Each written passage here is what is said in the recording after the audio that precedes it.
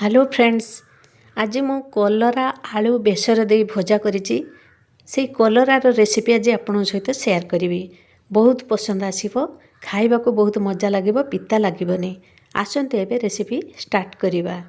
मु ए कलरा बेसर भजा पई 3टी कलरा नेछि। ओजन रे पाखापाखि 300 ग्राम हेबो।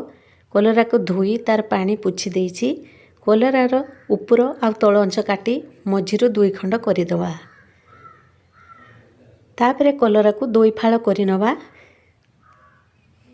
सरू सरू लंबा पीस करी कलरा को काटि नवा। बेसी मोटा करिबा नाही कि अति पतला करिबा नाही। मीडियम साइज रे आमे कलरा को काटिबा। कलरा को एई साइज रे लंबा आउ पतला रखिबा, बेसी पतला करिबानी। कलरा को काटी साइड रे प्लेट रे रखिबा। एबे तार मसाला प्रस्तुत करिबा।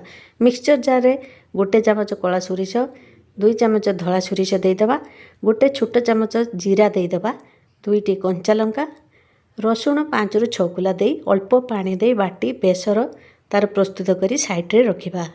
एबे आमे गैस रे पैन बसाई गरम करिबा। हाई टू मीडियम फ्लेम रे रखिबा। तेल 2 चमच दे 1 बड़ साइज रो पियाज को बड़ बड़ खंड करी काटिछि, ताकू तेल रे दे भाजिबा। पियाज अधा भाजी गेला परे ताकू तेल रु छाणी बाहर करी प्लेट रे रखिबा। एबे कलरा को तेल रे दे दबा। स्वाद अनुसार लूण, 1 छोट चमच हळदी दे कलरा को संतुली नेबा। टिके नाली करी कलरा को भाजिबा। लूण हळदी दे गुळाई दे ढाकुणी ढांकी दबा 5 रु 6 मिनिट। 6 मिनिट पर ढाकुणी बाहर करी कलरा को गुळाई नबा। आउ 3 मिनिट ढाकुणी ढांकी दबा।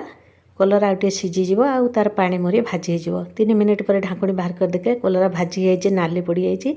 एबे ताकू प्लेट रे बाहर करी साइड रे रखिबा। पैन रे 1 चमच तेल दे आधा चमच जीरा फुटाइबा।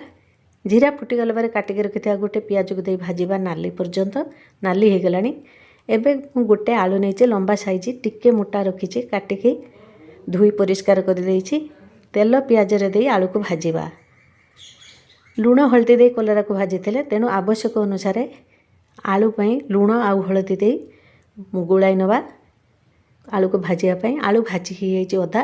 तापरे भजा कलरा को दे दवा। बाटी के रखिथिबा बेसर मसला को दे आलू कलरा बेसर मसला को गुळाई नवा। आलू अधा सिझिछि, तेणु ढाकुणी 3 मिनिट पुणी ढाकी दवा। आमर बेसर मसला आलू कलरा सब भल भाबे भाजी हे गलानी, ताकू भल भाबे गुळाई नवा। आपन को मो वीडियोटी पसंद आसिले लाइक शेयर कमेंट करिवे। मो चैनल नुआ हितले सब्सक्राइब करिगा भूलिबेनी। भाजी के रखिथिया पियाज को आमे कलरा ऊपर दे भाजिबा। भल भाबे गुळाई नवा। अधिक पियाज देले भजा बहुत भल लागियो। एबे भजा जीरा गुंड दे कलरा भजा आमर प्रस्तुत हे जाइछि। गरम गरम भात हेउ बा पखाळ भात रे खाइबा को बहुत भल लागिबो। आउ एक नुआ वीडियो नै आछले आपन सहित साक्षात हेबो। रहिली, धन्यवाद।